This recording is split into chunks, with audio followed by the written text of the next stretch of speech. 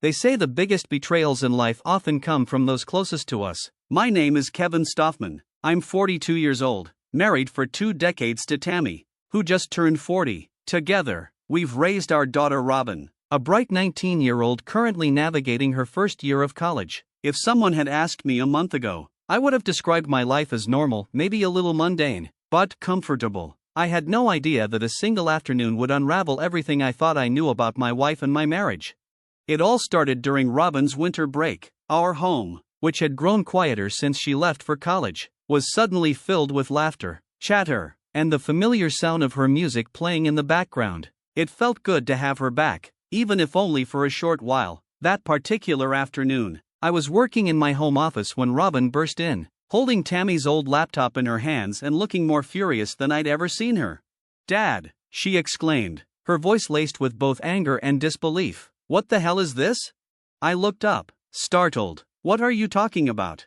She placed the laptop on my desk and opened a folder titled Untitled. My stomach tightened as the screen filled with rows of video thumbnails, unhealthy videos. It took me a moment to process what I was seeing.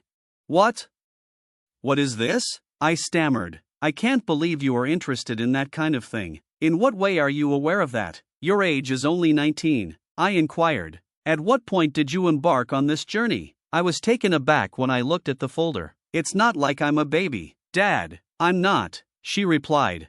Robin folded her arms across her chest, her face red. "You tell me, why is all this on here? Then whose is this laptop?" she demanded. "It's your mom's old laptop," I said, still reeling. "She hasn't used it since I got her a new one for her birthday." Robin's eyes widened, and her anger momentarily gave way to confusion. "Wait. Mom's? Are you serious?" I nodded. "I've never touched that thing." Her gaze flicked back to the screen, and her expression darkened. "So, you're saying all this, is hers?" The realization seemed to hit both of us at the same time. We stared at each other for a moment, the air thick with unspoken questions. Finally, Robin broke the silence. "We need to look deeper," she said firmly. I hesitated. "Robin, I don't think." "No, Dad," she interrupted, her voice resolute. "If this is what it looks like, we need to know. Don't you think you deserve to know?" She had a point. As much as I didn't want to believe what I was seeing, the evidence was right there in front of me. Together, we began sifting through the files. The videos were bad enough, but it didn't stop there. We found articles and documents saved in a folder labeled private. Titles like How to Control Your Husband and Step-by-Step Guide to a Submissive Marriage stared back at us. "What the hell is this?" Robin muttered, scrolling through one particularly detailed document. "Is she planning something?" I didn't answer. My mind was racing, trying to make sense of it all. Tammy had always been a strong-willed woman, but this was something else entirely. The more we uncovered, the harder it became to deny the truth staring us in the face. "This is crazy," I finally said, my voice hollow. "Why would she even have this stuff?" Robin shrugged, her expression grim. "You tell me. You've been married to her for 20 years. Her words stung, though I knew she didn't mean them to. "Robin," I said gently, "I think it's best if you leave this to me." She frowned. "No way. If Mom's up to something, I deserve to know. You do too." Before I could argue, she turned the laptop toward me. "Look at this." She had found another folder, this one filled with scanned notes written in Tammy's handwriting. They were detailed plans, strategies for manipulating and controlling a spouse. My stomach churned as I read phrases like limit his independence and make him crave your approval. It was like something out of a twisted self-help guide. "Robin," I said, my voice shaking, "I think we need to stop." "Why?" she asked. "What if there's more? Don't you want to know?" Of course, I wanted to know, but part of me was terrified of what else we might uncover. Still, Robin was right. I couldn't ignore this. Not anymore. "Okay," I said finally, "but we need to be careful." Our next step was Tammy's new laptop. I knew it was password protected, but Robin was confident we could get in. "Mom always writes down her passwords," she said. "I've seen her do it." We searched Tammy's office and eventually found a sheet of paper tucked under a drawer. It was a list of passwords, and one of them worked. The new laptop was even more incriminating than the old one. In addition to more videos and articles, we discovered an email account I didn't recognize. "This must be her secret account," I said, my hands trembling as I typed in the password. It worked. The inbox was filled with messages from someone named Mistress B. Robin leaned over my shoulder as I opened the first email. Mistress B's tone was authoritative, almost clinical, as she outlined steps for Tammy to dominate and control me. Tammy's replies were eager, detailing her attempts to follow the advice. "Dad," Robin whispered, her voice trembling, "this is serious." I nodded, my heart pounding. "We need to stop for now," I said. "She'll be home soon." Reluctantly, we shut down the laptop and returned everything to its place. Just as we finished, the garage door opened. Tammy walked in, her tone light and casual. "Hey, what are you two up to?" she asked with a smile. "Nothing," I said, forcing myself to sound normal. "Just talking up." Tammy smiled, but I couldn't meet her gaze. My mind was already racing with questions. What had happened to the woman I thought I knew, and how had I missed the signs for so long?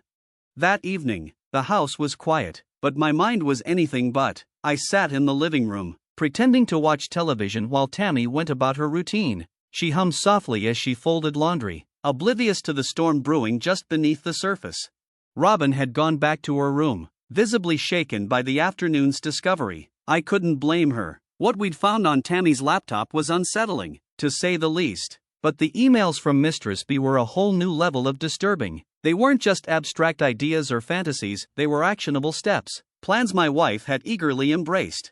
I couldn't sit still, I needed answers. So, when Tammy disappeared upstairs to shower, I grabbed her old laptop and went back to my office. Robin's words from earlier echoed in my mind. "Don't you want to know?" She was right. I had to know everything, no matter how much it hurt.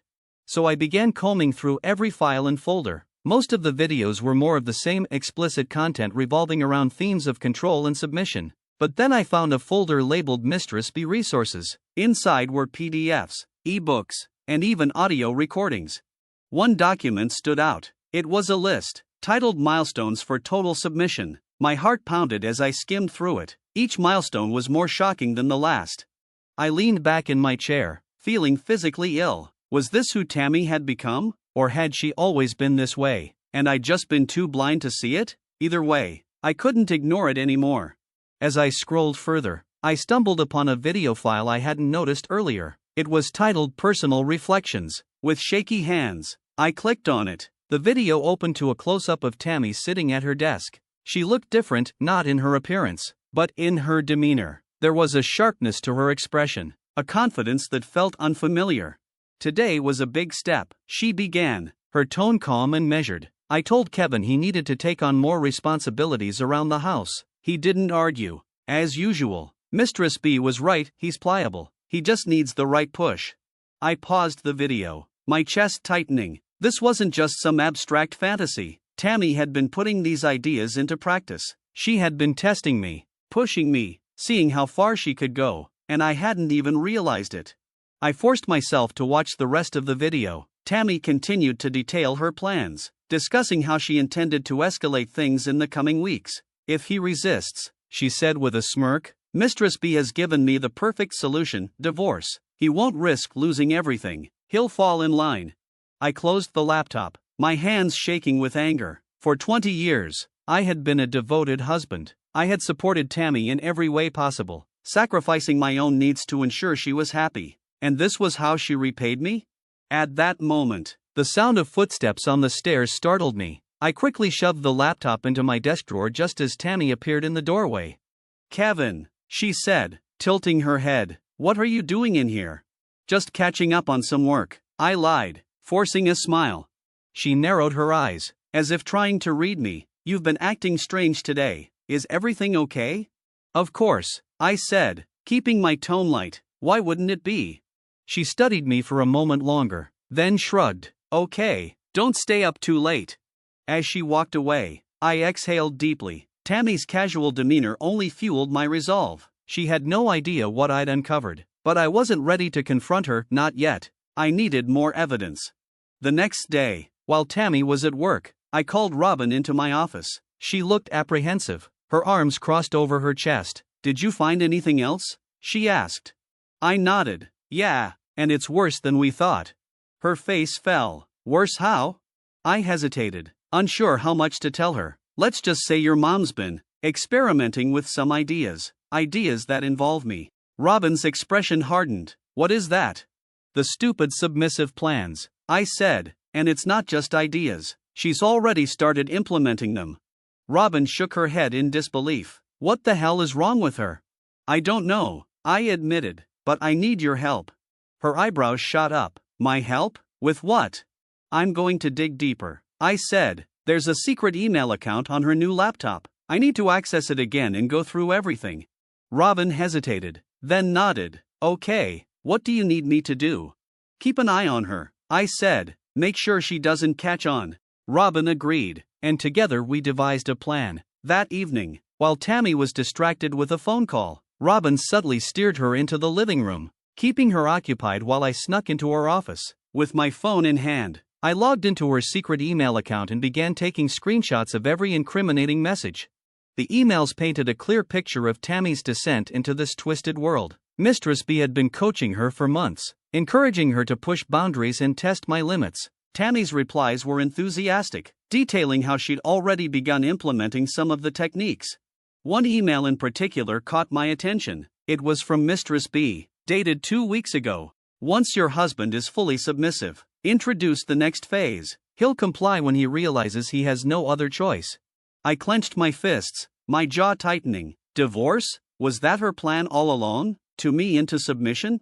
I scrolled further, finding an email Tammy had sent just days ago. I think he's ready. He's been doing everything I ask without complaint. It's time to move forward. The night after discovering Tammy's secret was one of the longest in my life. I lay awake, staring at the ceiling, the weight of what I had learned pressing down on me. The woman I had loved for 20 years, the mother of my child, had been planning against me, and transforming me into something I couldn't even recognize. Every moment replayed in my mind her cheerful demeanor, her smiles, her casual questions about my day. Was any of it real, or had it all been a calculated act? By the time the sun rose, I knew I couldn't sit idly by. I needed to act. That morning, Tammy seemed oblivious to the storm brewing inside me. She handed me a cup of coffee with her usual bright smile. You seemed tired last night. Everything okay? I forced a smile, masking the anger bubbling beneath the surface. Yeah, just work stress. She nodded sympathetically. You should take it easy today. Maybe we can have a nice dinner tonight, just the two of us? Sure, I said, my voice flat. Inside, I was screaming. The audacity of her acting as if everything was normal, as if she hadn't been conspiring with someone named Mistress B to control me, was almost unbearable. But I couldn't let her see my hand, not yet. If there was one thing I'd learned from the files on her laptop, it was that Tammy thrived on control. The moment she sensed I was on to her, she would try to flip the script. Once Tammy left for work, I called Robin into my office. She looked apprehensive, still shaken from the discovery we'd made together. Dad, she said, sitting across from me, what are we going to do? I hesitated. As much as I wanted to shield her from this mess, she was already involved. She deserved to know the truth. I found more last night. I began. Emails, documents, plans. Robin's eyes widened. Plans for what?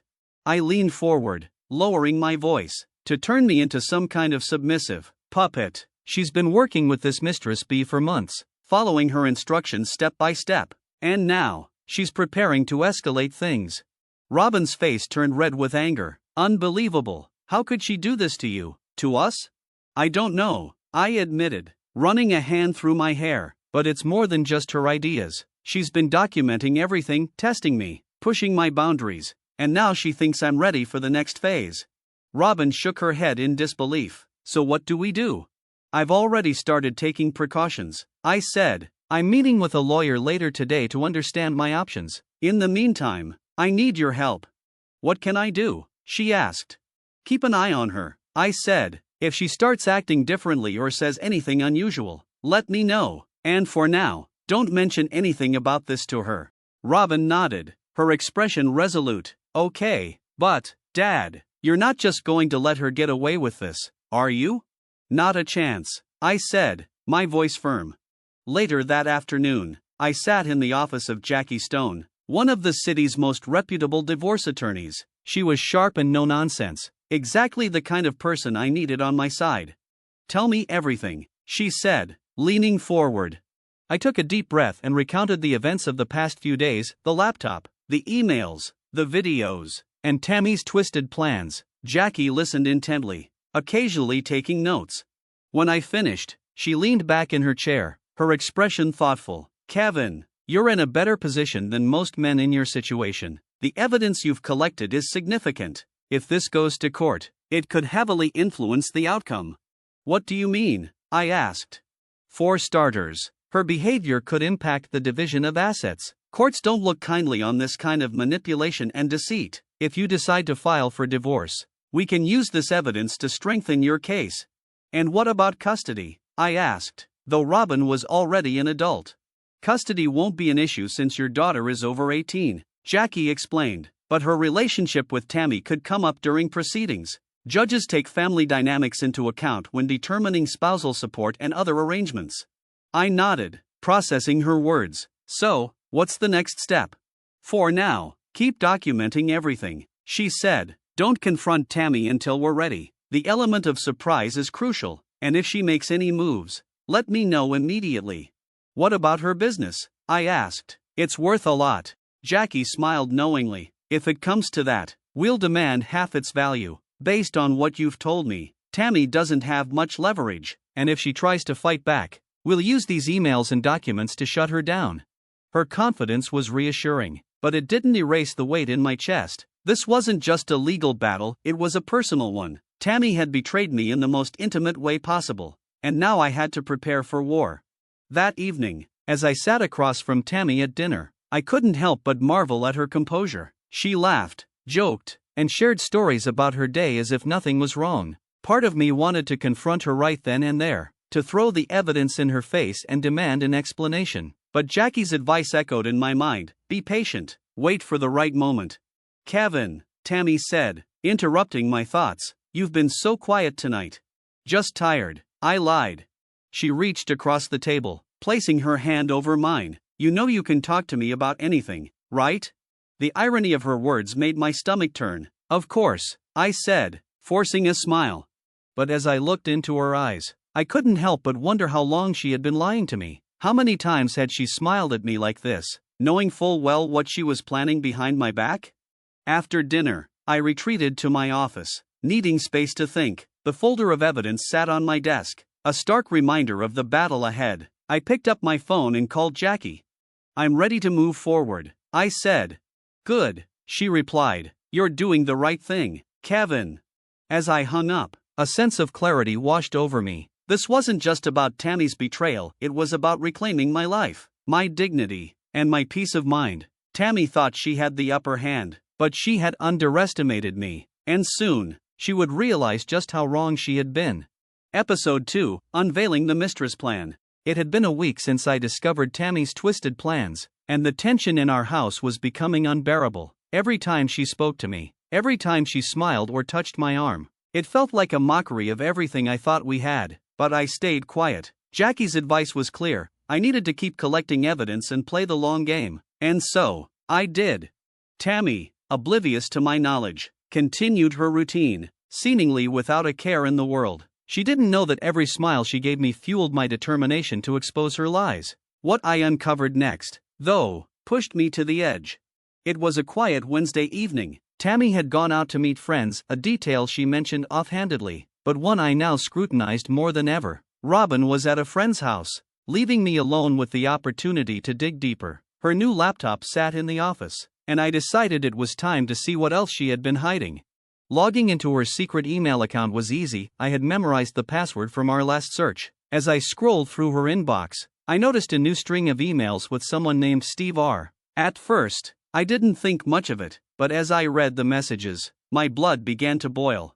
Steve wasn't just some casual acquaintance. He was the bull Tammy had mentioned to Mistress B in her emails. According to their conversations, he was the man Tammy planned to introduce into our lives, her partner in the sick fantasy she was building. The emails were explicit, filled with details about their meetings and plans. She referred to me as the submissive and discussed ways to ease me into my new role. One email in particular stood out. Tammy had written to Steve, I think he's almost ready. Mistress B says the final step is to bring you in. Once Kevin sees how happy and fulfilled I am, he'll understand his place. And if he doesn't, the divorce papers are ready. My hands trembled as I read her words. She had not only planned to do me but had also prepared for the possibility of traumatizing our marriage entirely, all to pursue this deranged fantasy.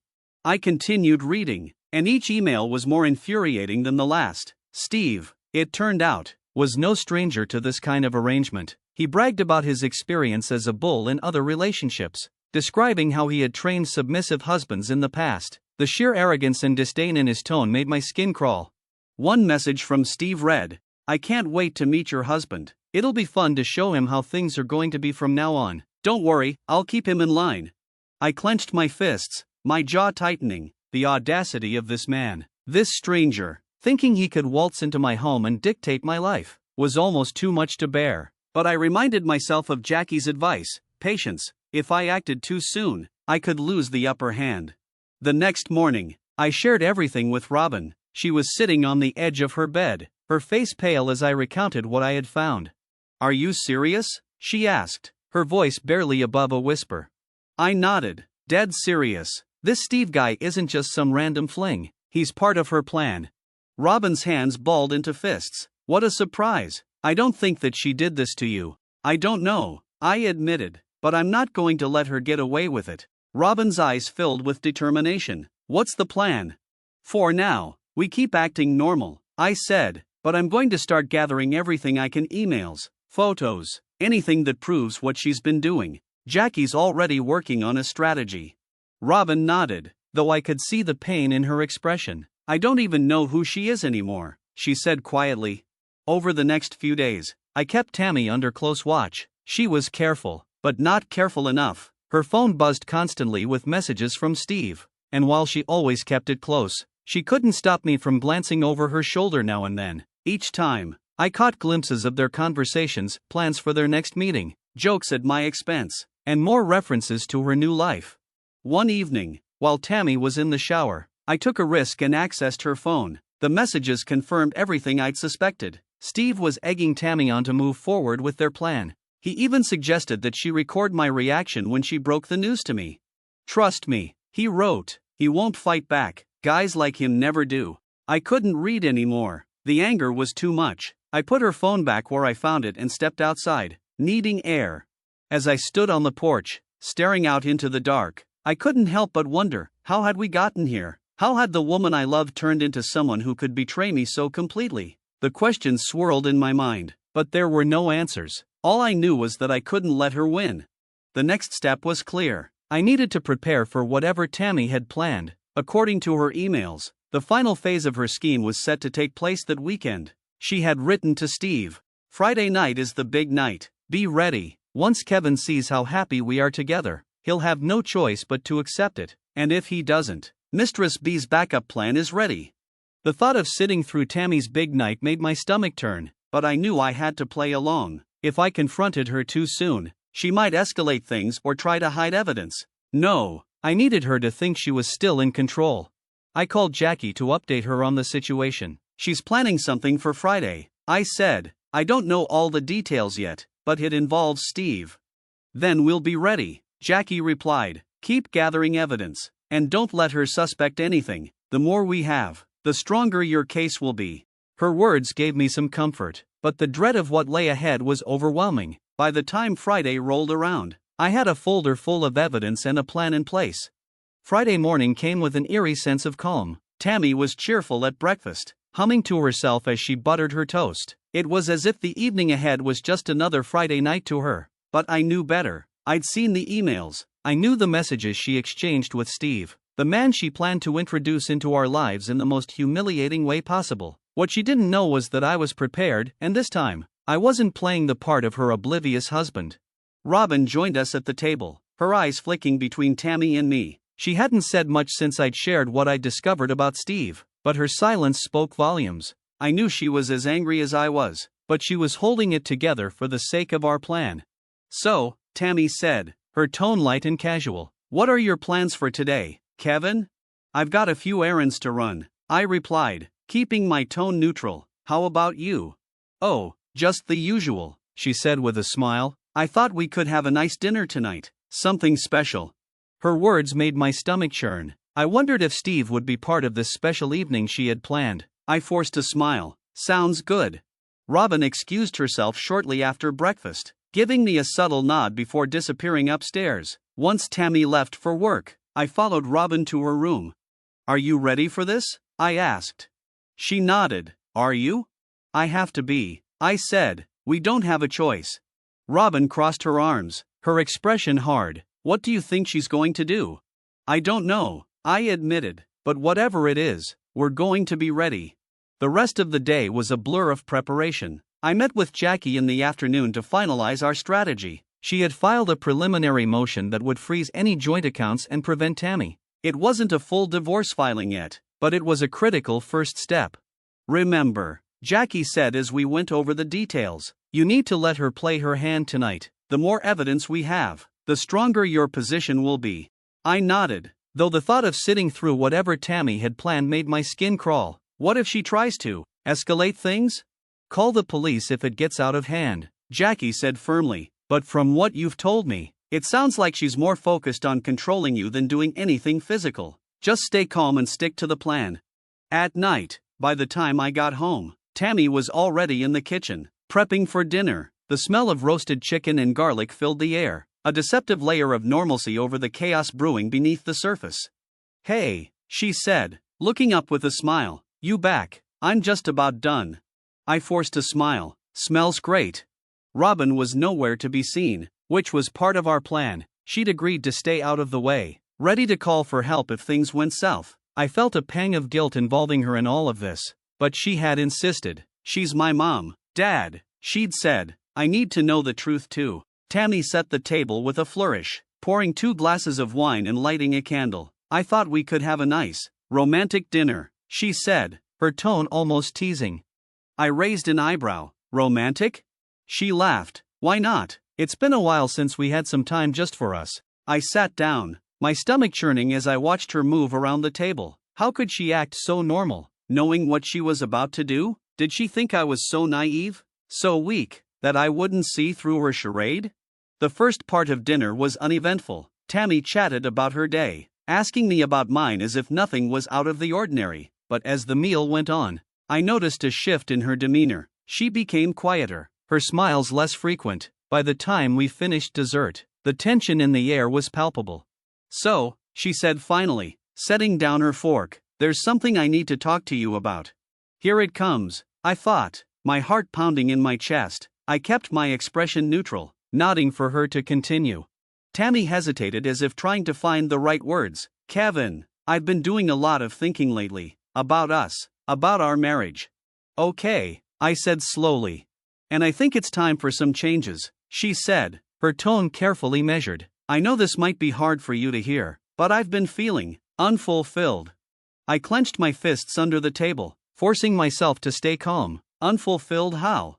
She looked at me with what I could only describe as feigned sympathy. It's not your fault. You've been a wonderful husband, but I've realized that I need more. More? I repeated, my voice tight. Tammy nodded. I've been exploring some new ideas, Kevin. Ideas that could make our marriage stronger, more exciting.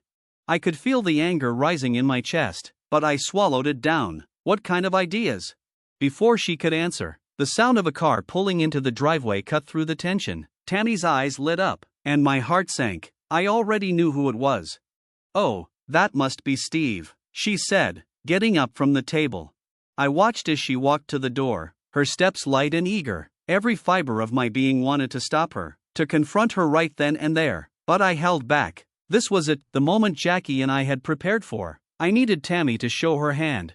Tammy opened the door with a wide smile, greeting Steve like an old friend. He stepped inside, his confidence radiating as he extended a hand to me.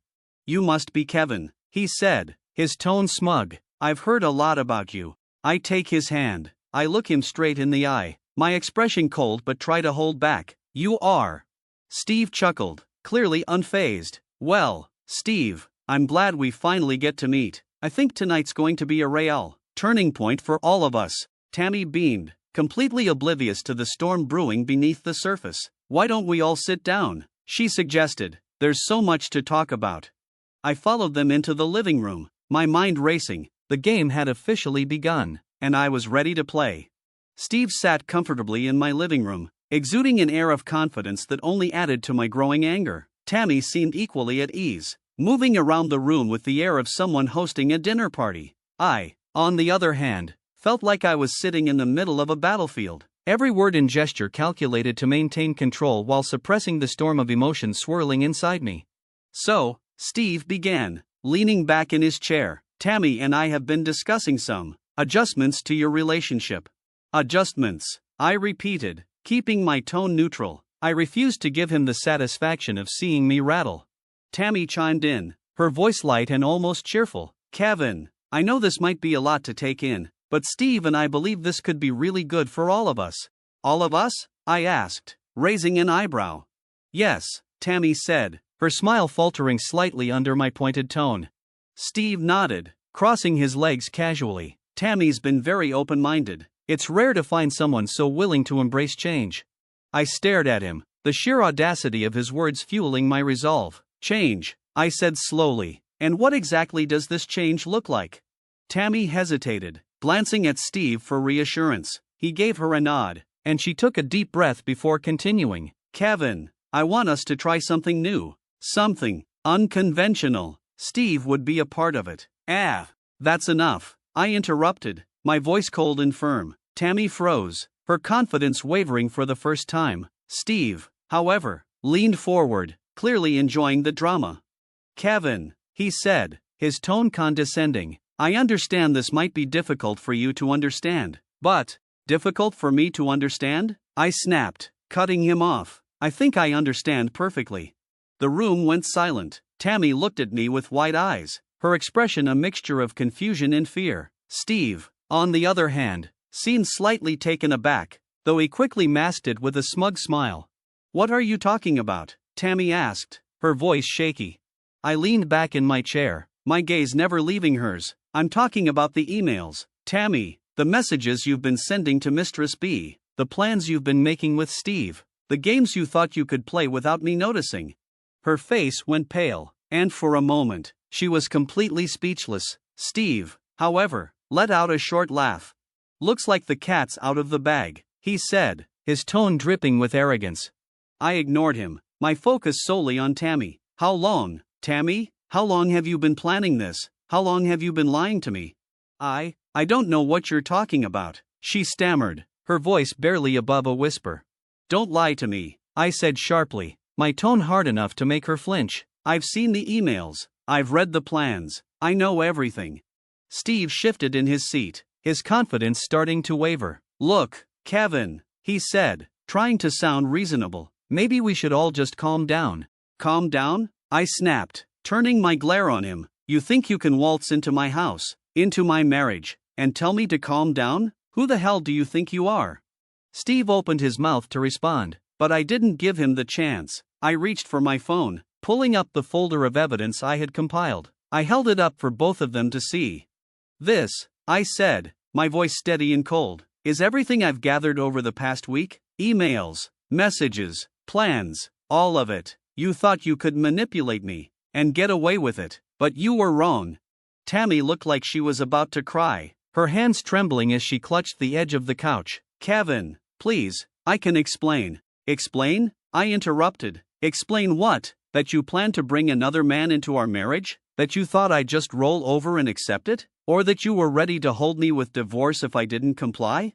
Tears spilled down her cheeks, but I felt no sympathy. This wasn't just about betrayal, it was about the sheer disrespect she had shown me, the way she had underestimated me at every turn. Steve, meanwhile, seemed to realize the gravity of the situation. "Look, man," he said, raising his hands in a placating gesture, "maybe this was all a misunderstanding. Let's just get out," I said, my voice low and angry. "What?" he asked, his smug demeanor finally cracking. "You heard me," I said, standing up and pointing toward the door. "Get out of my house, now." For a moment, Steve looked like he might argue, but something in my expression must have told him I wasn't bluffing. He stood up, muttering something under his breath, and made his way to the door. As he left, I turned back to Tammy, who was now sobbing openly. "Kevin," she said, her voice breaking, I didn't mean for it to go this far. I just wanted. Save it," I said, cutting her off. I don't want to hear your excuses. You've made your choices, Tammy, and now, you'll deal with the consequences.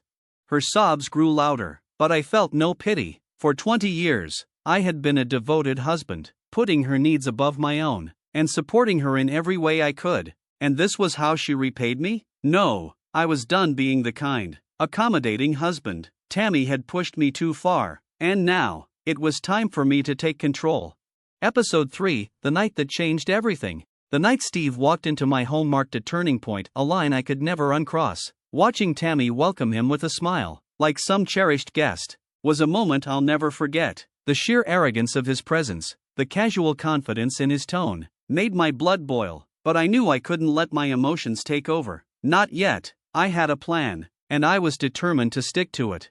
The following morning was tense. Tammy was unusually quiet, her demeanor subdued as she moved around the house. I noticed the way she avoided my eyes, as if she could sense the storm brewing inside me. Robin had spent the night at her friend's house, sparing her from the immediate fallout, but I knew she would need to be brought up to speed soon. I sat at the kitchen table, nursing a cup of coffee, while Tammy busied herself at the sink. The silence between us was heavy, the kind that presses down on your chest and makes it hard to breathe. Finally, she spoke. "Kevin," she began, her voice hesitant. "I know last night was unexpected." "Unexpected?" I repeated, my tone sharper than I intended. "That's what you're calling it?" She turned to face me, her hands clutching the edge of the counter. "I didn't mean for things to happen this way. You just what?" I interrupted, standing up from the table. "You just thought you could bring another man into our lives and I'd be okay with it?" Her face crumpled, tears welling up in her eyes. "I was trying to save our marriage." "Save our marriage?" I repeated, incredulous. "By planning behind my back? That's what you call saving our marriage?" She opened her mouth to respond but seemed to think better of it. Instead, she sank into a chair at the table, burying her face in her hands. Her sobs filled the room, but I felt no sympathy, not this time. "I don't know what's happened to you, Tammy," I said, my voice cold, "but you're not the woman I married." She looked up at me, her eyes red and swollen. "I'm sorry," she whispered. "I don't know how things got this far." I shook my head. "Neither do I. But I know one thing, I'm not going to let you drag me down with you." Later that day, I called Robin and asked her to come home. When she arrived, I could see the tension in her posture, the worry in her eyes. We sat in the living room, the weight of what I was about to tell her pressing heavily on my shoulders. "Dad," she said, breaking the silence, "what happened last night?" I took a deep breath, then told her everything: the confrontation with Tammy, the arrival of Steve, and the way Tammy had tried to justify her actions. As I spoke, I watched her expression shift from shock to anger. "She actually brought him here?" she asked, her voice shaking with disbelief. "Yes," I said. "She thought she could introduce him into our lives like it was no big deal." Robin shook her head, her hands balled into fists. "Unbelievable. She's completely lost it." "I know," I said quietly, "but we need to stay calm. This isn't over yet." "What do you mean?" she asked. "I'm meeting with Jackie again tomorrow," I explained. "We're finalizing the divorce papers." Robin's eyes widened. "You're divorcing her?" "I don't see any other option," I said. She crossed a line. "Robin," a line I can't ignore. I could see the pain in Robin's expression. That night, Tammy approached me again. Her eyes were swollen from crying, and her hands trembled as she held a stack of papers. She stood in the doorway of my office, looking like a woman on the verge of collapse. "Kevin," she said, her voice barely above a whisper, "can we talk?" I didn't respond right away. Instead, I leaned back in my chair, crossing my arms as I studied her. "What do you want, Tammy?" She stepped forward, placing the stack of papers on my desk. This is everything. I want to make things right." I stared at the papers, my mind racing. Was this a genuine attempt at redemption, or another manipulation? "You think deleting a few emails will fix this?" I asked, my tone sharp. "No," she admitted, tears streaming down her face, "but I don't know what else to do." "I'm trying, Kevin, please." I picked up the papers, flipping through them quickly. "Why now?" I asked, my voice cold. "Why are you suddenly willing to come clean?" "Because I don't want to lose you," she said, her voice breaking. "I don't want to lose our family." I let out a bitter laugh. You should have thought about that before you brought Steve into our home. Her sobs grew louder, but I felt no pity. For 20 years, I had been the one to smooth things over, to put her needs above my own. Not anymore. Kevin, please, she begged. Just give me a chance to fix this. I stood up, towering over her. You don't get to ask for chances, Tammy, not after what you've done. She collapsed onto the couch, her sobs echoing through the room, but I didn't waver. This wasn't just about her betrayal, it was about taking back control of my life. The next morning, I met with Jackie in her office. She greeted me with a firm handshake and a determined smile. You've got her cornered, she said. Now it's time to press your advantage. We went over the evidence I had collected, including the papers Tammy had given me the night before. Jackie was meticulous, reviewing every detail and ensuring we had a solid case. She's trying to cover her tracks, Jackie said, gesturing to the papers. But it's too late, we've got everything we need. What's the next step? I asked. We file the papers tomorrow, she said. Once that's done, we freeze any joint accounts and start the process of dividing assets. Her confidence was reassuring, but it didn't erase the weight in my chest. This wasn't just a legal battle, it was a personal one. Tammy had betrayed me in the most intimate way possible, and now I had to fight for what was left of my life. The house was eerily quiet as I returned from my meeting with Jackie. The weight of the upcoming divorce filing pressed down on me, but there was also a strange sense of relief. For the first time in years, I felt like I was taking back control of my life. Tammy, on the other hand, seemed to be unraveling. When I walked into the kitchen, I found her sitting at the table, staring blankly at a cup of tea. She looked up as I entered, her eyes red and puffy. Where were you? She asked softly. Out, I replied, keeping my tone deliberately neutral.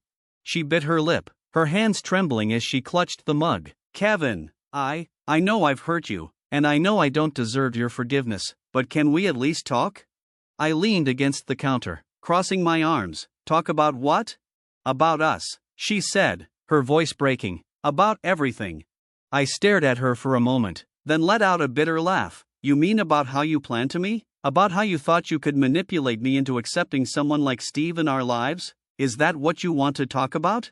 Her face crumpled, and she buried her head in her hands. I was stupid, she sobbed. I don't know what I thought. I was just so desperate for something different. Different? I snapped, my voice rising. You think betrayal and manipulation are what this marriage needed? I didn't mean for it to go this far, she said through her tears. I felt like we were stuck, like we were going through the motions, and then Mistress B convinced me that this was the answer. I shook my head in disbelief. Mistress B? You're blaming her now? No, Tammy said quickly. I'm not blaming anyone but myself. I made the choices. I let it happen. And now you're trying to fix it by deleting a few emails and crying at the kitchen table. I said coldly. It's too late. Tammy, you made your bed. Her sobs grew louder, but I refused to comfort her. For years, I had been the one to pick up the pieces, to make things right. Not this time. This time, she would have to face the consequences of her actions. That evening, Robin came home from her shift at work. She had been distant all day, but as soon as she walked through the door, I could see the determination in her eyes. Dad, she said, setting down her bag, can we talk? Of course, I said, leading her into the living room. We sat down, and she wasted no time getting to the point. I want to be there when you confront Mom. I frowned. Robin, I don't think that's a good idea. I'm not a kid anymore, she said firmly. This affects me too. She's my mom, and I need to hear what she has to say.